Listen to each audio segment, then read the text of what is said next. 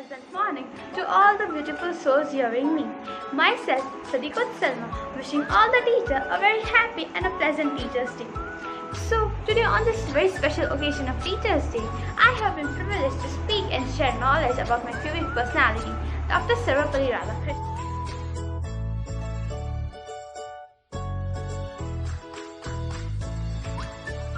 5th September, Teachers' Day, is a very important and a remarkable day in the Indian history of education because through this day we pay our hearty respect and honor to our beloved teachers throughout the country. We celebrate Teachers' Day as the birth anniversary of Dr. Sarvepalli Radhakrishnan, but we don't know the history behind it. So, to know the history behind it, we need to go to the golden days of Dr. Sarvepalli Radhakrishnan. Man with great thought was born on 5th of September 1888. He was intelligent philosopher, successful politician and above all an ideal teacher for everyone. He travelled to various universities of India like University of Mysore, University of Calicut, University of Oxford. So friends, now let's talk about the personal life of Dr. Radhakrishnan. So here are some pictures of Dr. Radhakrishnan and his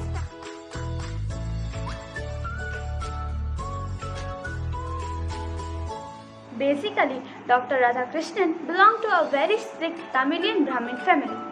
So he was married at a very young age of 16 to his cousin named Sivakam.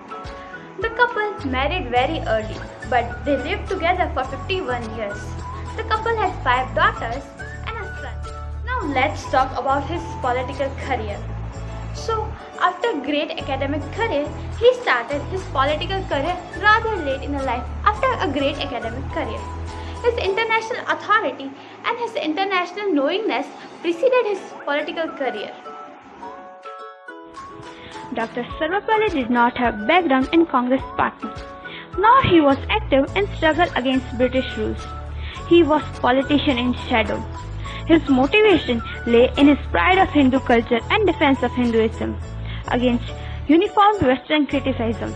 According to the historian, he always defended Hindu culture against uniformed Western criticism and symbolized the pride of Indians in their own intellectual traditions. When Dr. Krishnan was on a seat of powers, he never showed favoritism against Hinduism. He always tried to maintain brotherhood between Hindus and Muslims. He was against state institutions imparting religious instructions as it was against the secular vision of Indian state. He always tried to cherish brotherhood in our country. He always supported brotherhood in our country, though he was Hindu thinker. That's why Radhakrishnan led the Indian delegation to United Nations Education and Scientific and Cultural Organization UNESCO in 1946 to 1952 and was elected as a chairman of UNESCO Executive Board in 1948 to 1949. From 1949 to 1952, he served Indian ambassador to the Soviet Union. On his return to India in 1952, he was elected as a vice president, and on May 11, 1962, after 10 years tenure, he was elected as the second president of India. Later, after 5 years in politics, he retired from politics. Dr. Radhakrishnan was the first Vice President of India and the second President of India. Along with, he was even a good writer who wrote many books and articles like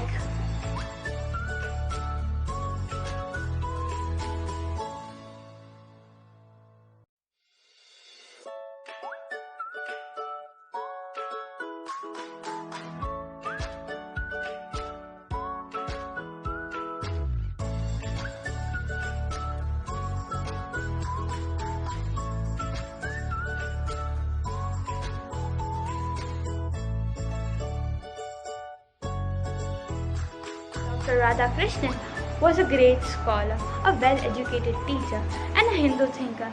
Due to these amazing educational qualities of him, he was awarded highest civilian award.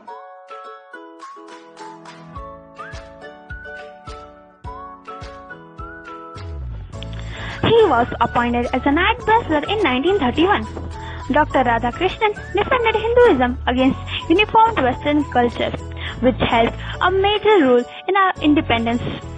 He was in total 27 times nominated for Nobel Prize, 16 times in literature and 11 times in peace. He was one of the founders of Help Age India, an NGO which works for old people in our country. He was awarded Bharat Ratna in 1954. In his memory, Oxford University started giving a memorial award. Dr. Radhakrishnan was a great man of his thoughts. He has always tried to eradicate favoritism from our country. He has always tried to maintain brotherhood between Hindus and Muslims. He has always tried to maintain the educational level of India. He has always tried to civilize Western and modern culture.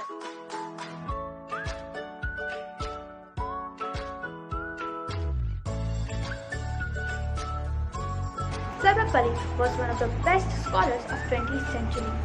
He was a great scholar of philosophy and a comparative Hindu religion. His defense of Hindu tradition was insane. His idea contributed formation of India as a nation state. And in Western world, he was adored as an idol. In Western world, he contributed the idea of Vedanta as a hegemonic status. According to him, Vedanta played a very important role in the formation of Hindu.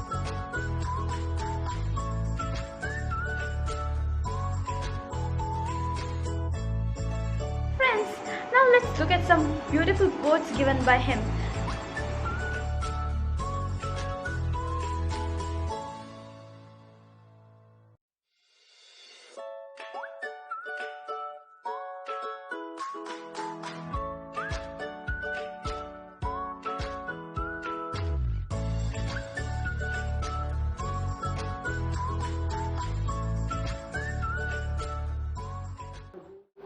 These deal with the peripheral manifestations of the dream, but through solitary meditation, through inward reflection, you are able to get at the center of all being, and you are able to say, this is the center, all else is manifestation. It is this process that has enabled this country to live, and that is enabling other countries also to profit by what we have to say. When we talk about India, it is not the caste system, it is not the untouchability, it is not all this aspect of chicken religion, don't touch this, don't come here, but it is these fundamental aspects of the transformation of man through his reasoning and through his intuition. That constitutes the true spirit of religion. My ability to preserve, protect and defend the Constitution and the law.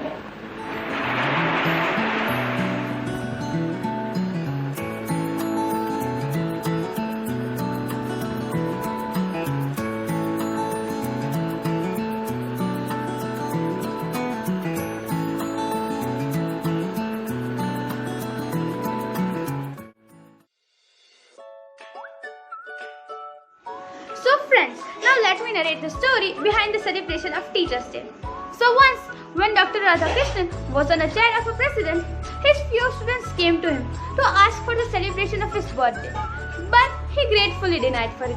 He told, instead of celebrating my birthday, it would be a great pleasure to him if his birthday is celebrated as a Teachers' Day for all the teachers.